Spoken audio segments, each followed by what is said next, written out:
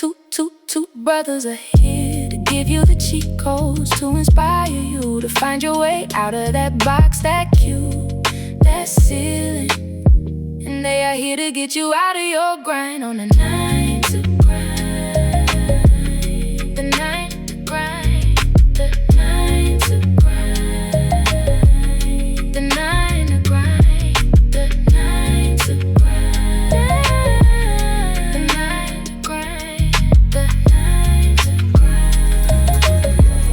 The 9 to grind. Hello everybody, welcome to the 9 to Grind show. My name's Dan, aka Max. And I'm Stevie Wonderful. And this is our first episode. Tell them the name of the first episode because are you the ever Are you the ever So what's the name of the first episode, Steve? The first episode. You gotta stop calling me Steve. Alright, You're not at work. alright. This is the 9 to Grind night, Steve. Alright, So okay. the first episode is called The Big Why. What? Not like that. Why we're actually doing this. Yeah, I feel like the last sort of 12 to 18 months, you know, bit of a pivotal time. Yeah. And we've had a few ideas. We've had multiple conversations about what we want to do next. And I guess what we want to tell you today is a bit about where we're coming from, why we've started the 9 to Grind show, and yeah, a bit of our backgrounds and what we're trying to create here. So, a bit about myself, why we started. I don't know how to say this in a nutshell, but We started because we got fired.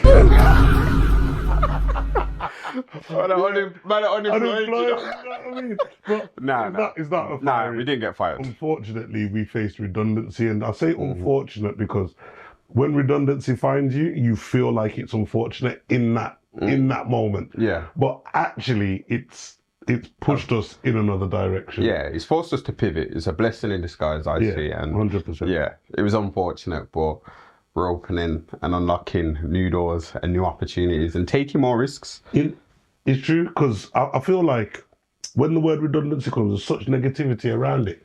Like, I get it. I get why it's like, oh, sorry to hear that. When you tell someone, oh yeah, I've been made redundant, but actually it's been the best thing that's happened to me in quite a long time, and a lot of good things have happened to me over the years. Of course. I've done really well in my career, but I never knew I needed the break that I've had.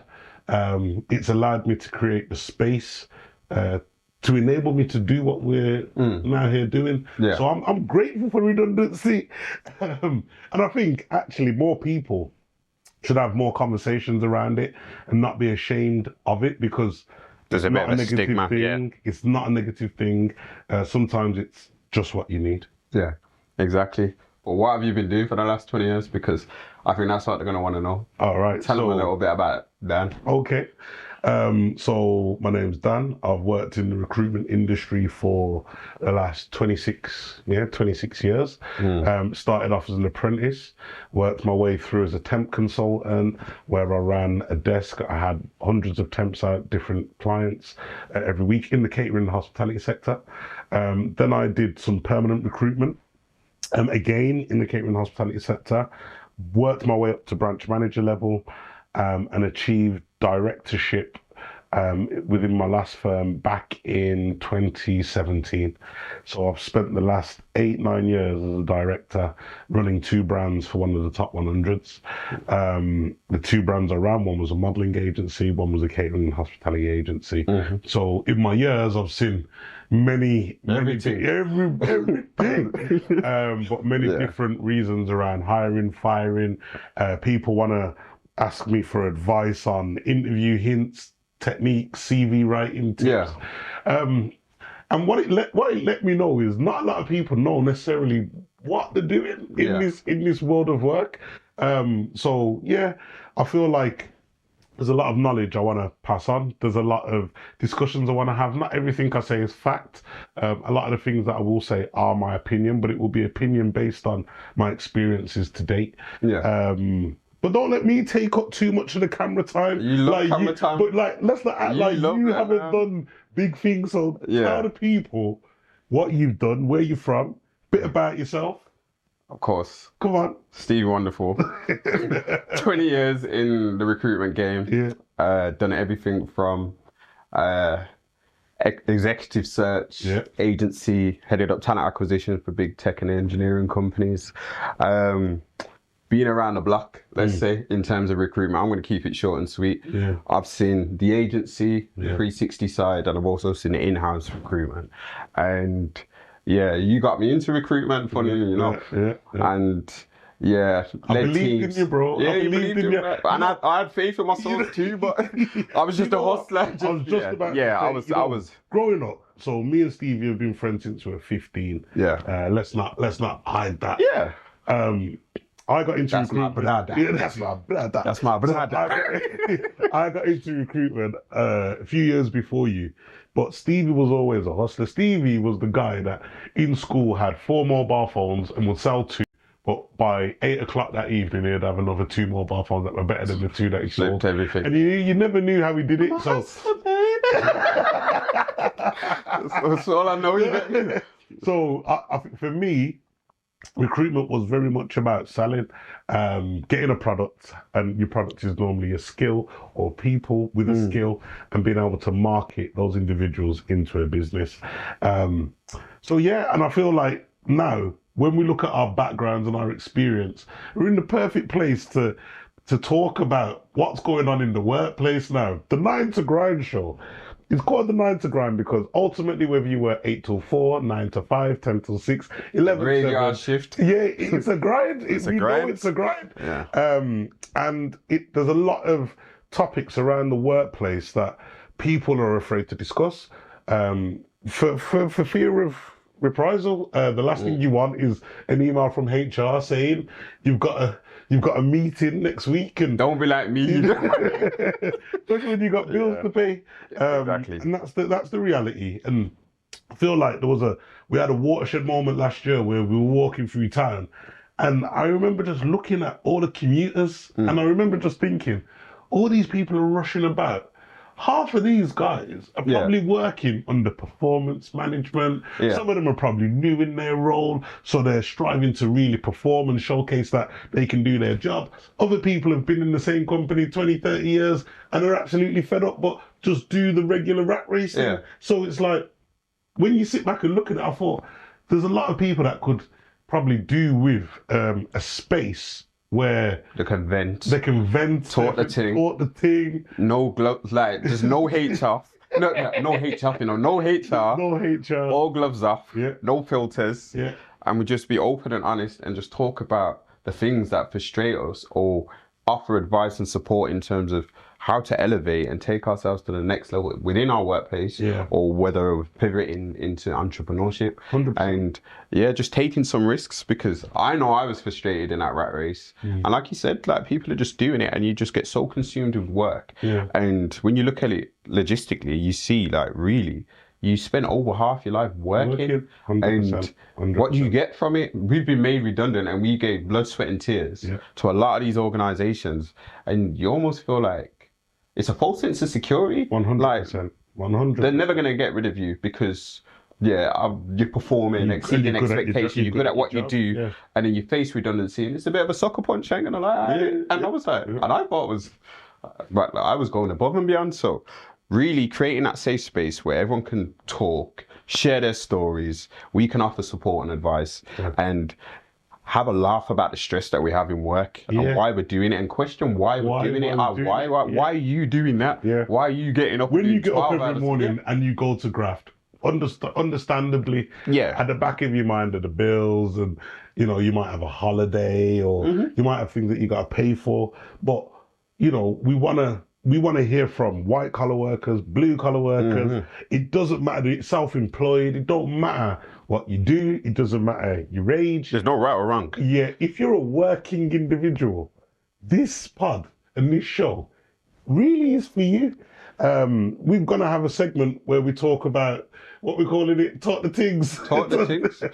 Where basically, no HR. No HR. Where you can tell us your story of a situation that you've got going on right now at work.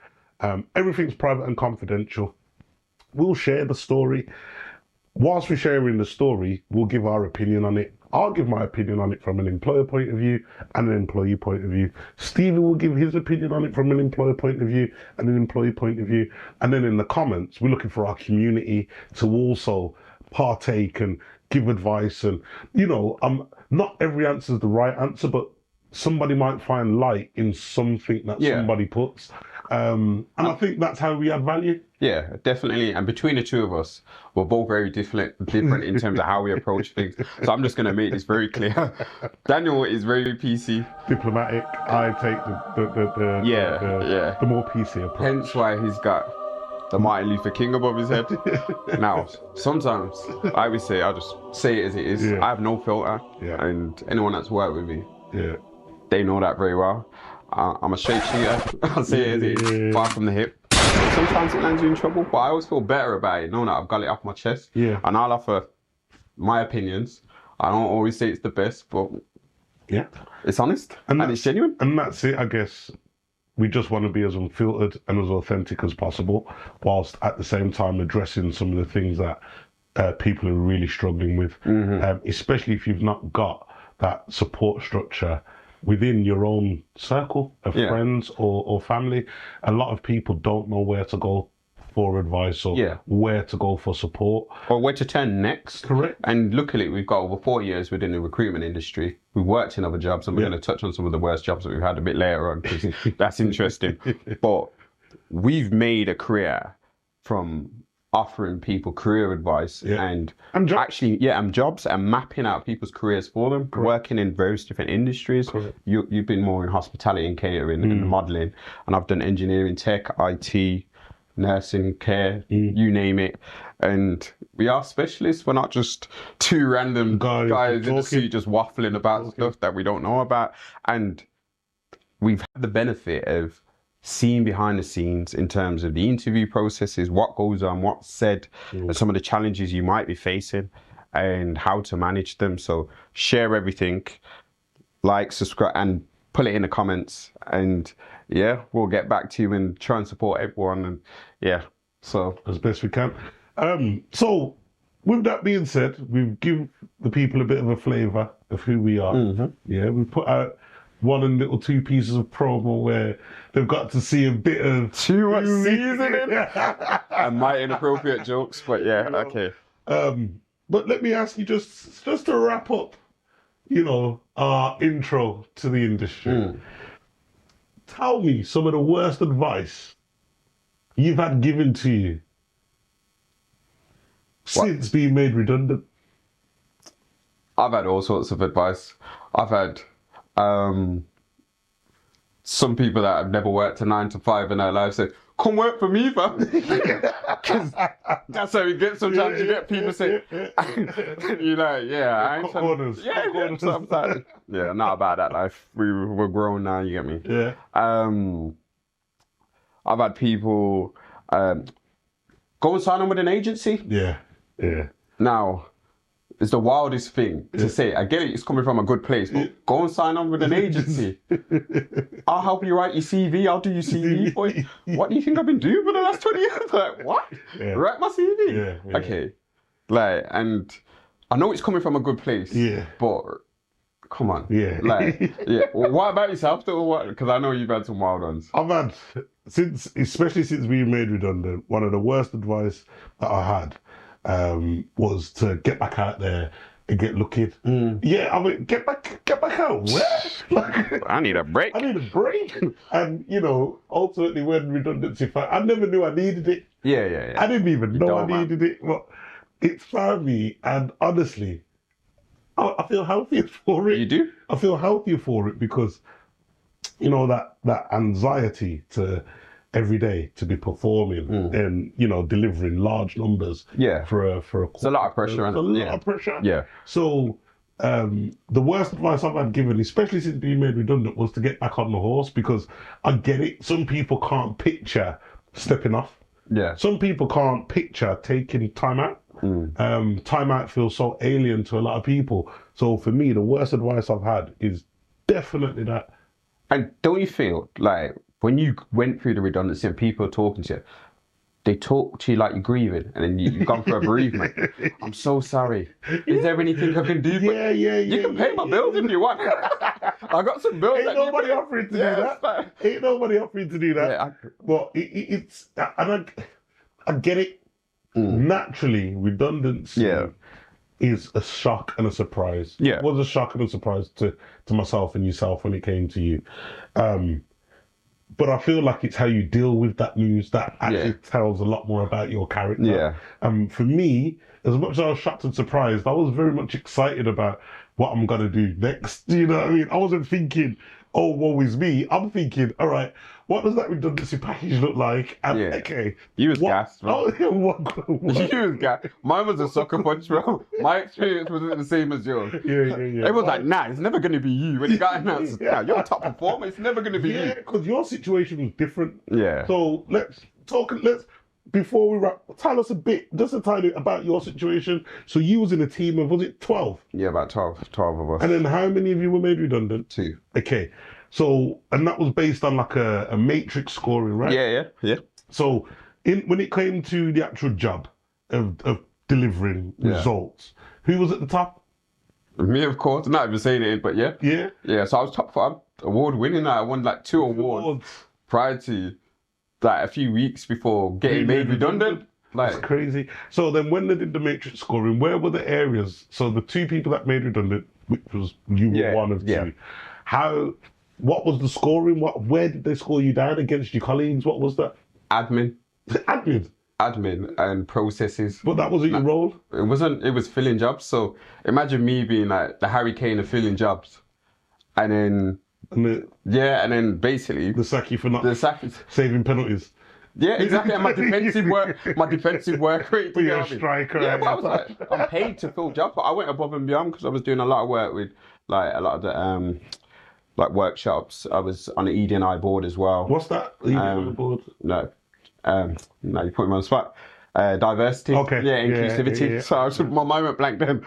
But heading out to like Black Business Weeks and doing multiple things outside of my role basically. Yeah. And then everyone thought it was never going to be me, and it was crazy because I was putting up the numbers, doing what I needed to do, filling the jobs, going above and beyond, and then. So again, they brought it down to matrix scoring. Yeah. If I was to ask you what you really thought it was, again, so you say the admin. What do you really think it is? Because they could have overlooked the admin. Yeah, of course they could have. Like, why do you think they didn't? Because I just say what everyone's uncomfortable saying. I'm not someone that can sit in a room and like I was saying, what they would say confrontational. No, I'm not confrontational, but I don't need to smile and laugh. Yeah. What did you say, Karen? Right wing. The thing is with me, people think things and never say it. So at workplace, everyone knows. You'll have a meeting, everyone will be gossiping in the canteen or at the desk or in the teams. Oh, what's going on? Blah, blah, blah. Oh, this isn't good. We go into the meetings and then you'll have the senior management or whoever's sitting there giving you all these numbers and all these spill. They use these words like streamlining. There's nothing to worry about. And listen, one thing about me, you can't piss me on my back and tell me it's raining. Do you get what I mean? I see it for what it is. Like, I can see the wood through the trees, just cut the bullshit. Do you get what I mean? I don't do fluffy. So everyone's thinking the same thing. I would just say it. This is what everyone's thinking. And I don't think it was that. But maybe it was that because a lot of other people, they followed the processes and they didn't fill as much requisitions as I filled. But it was probably easier to manage. They probably kissed after. They were friends with the man. Play the game better. Yeah, I don't play games to get me. I just win and I do what I'm doing. But results driven. I am results driven. I make it happen, and anywhere I've gone, I deliver, and that's what I'm there to do. But I think there's more to it, and I'm a team player as well. Yeah. But coming from an agency background and coming from where I come from, going into in-house. It was all about my individual performance. And sometimes I've carried teams, but then that's not enough when it comes to, are you friends with the managers? Yeah, friends for the boys. Do you go out for drinks? Do you have things in common? Team fit it's unspoken, but team fit is the first time we got made redundant, when we first got made redundant, I remember boss said put me forward for a job, and I had 5 interviews there, Mm. and I was, how well I done at Futures, and I smashed it. When I went there, there was like I had 5 interviews, and then at the end there was like, we don't think you're the right cultural fit. They asked me how I feel about being the only black man in the team. That was a long time ago. I mean, when you could ask that in interviews. Yeah. So something never changed, and you see it in society now. Do you get what I mean? They got issues with everything, and your face has got to fit the bill. Yeah. But I wouldn't say that's a reason, but a lot of things. Yeah. Since being unemployed, what's some of the worst things people have said to you regarding what you should do next, or what your next? No one wants me to do a podcast. Because it's the worst thing for me to go on a podcast and stuff. Because I'll spill the beans and I'll say the chest. There's nothing to protect. There's nothing to protect. And that's the danger. Yeah. Like when I was working in these big corporate companies, Yeah, you had a brand. I had a brand to think about, and I still think about our brand now. But I was like, but it's different because we're in a build phase, and in a build phase, it's almost like what we said at the start: all gloves off, no holds barred. Yeah. We're talking, because it's like actually. We need to give people a voice. There's people out there that want to do what we're doing, and can't. And a lot of people have. So I just asked you the question, but a lot of people have, to me, when I've said, "Oh, I'm leaving recruitment," what are you gonna do next? Yeah, what are you gonna do next? The minute I say to them, "Oh, I'm podcasting," how are you gonna make money? How are you gonna make money out of that? What are you going to do with that? Why are you watching my pocket, first and foremost? That's the first thing of it. Why are you watching my pocket? You've never, ever come to me and asked me my salary before. Yeah. When you see me driving my cars, you've never said, "Oh, how did you get that?" Yeah. When you see me in my nice watch, no one's ever come to me and said, mindset. They've never asked me how I... It's a mindset, that's what it is. Items. Now that I'm leaving that industry and I'm going to do something else, I feel like as well, it's like people want to be... What's the word that I'm looking for? They want to be as ambitious to take the risk, but something won't let them take those risks. And we're doing that. That's why people, that they can ride the bike, but they've still got the stabilizers on. They like the stabilizers because it's that false sense of security and that comfort. I'm not going to fall because I've got this, but they can pull that plug and pull the rug from under your feet at any time when you're working in that industry. And we've experienced that. And we were at senior levels. Yeah. And like, you see so many people take the risk and you wonder, and you're sitting there from that safe place, your comfort zone, thinking, how did they do that? How did they get there? Because took the risk. They took the risk. It was consistent, and they kept pushing, and they believed. And we have faith in our own source. And I know we said it before, but like, how many things have we done that we've actually failed at? Yeah. And we both left school together. Like I said before, we picked up our GCSEs, and we thought, what are we going to do? And then we made it happen. So when I look at this podcast thing that we're doing now, we're new to it. Naturally, we just talk, and we're just talking how we talk every day. So why not? We'll build it out. And we'll build it out. We'll get better. And if we do come across as new to the camera, just bear with us. There was some bloopers in there. Like, I'm trying to keep it. You know me already. I'm trying not to say no wow. Yeah. That was cancelled on the first episode. Yeah. Nah, definitely not. But yeah. Good first episode. We're here. We're here to stay. And we ain't going nowhere. Yeah. Thank you for rocking with us today. This is episode 1 of the 9 to Grind show. I'm Max. I'm Stevie Wonderful. Tell a friend to tell a friend to tell a friend. Like, share, subscribe. Oh. Man's adding too much seasoning.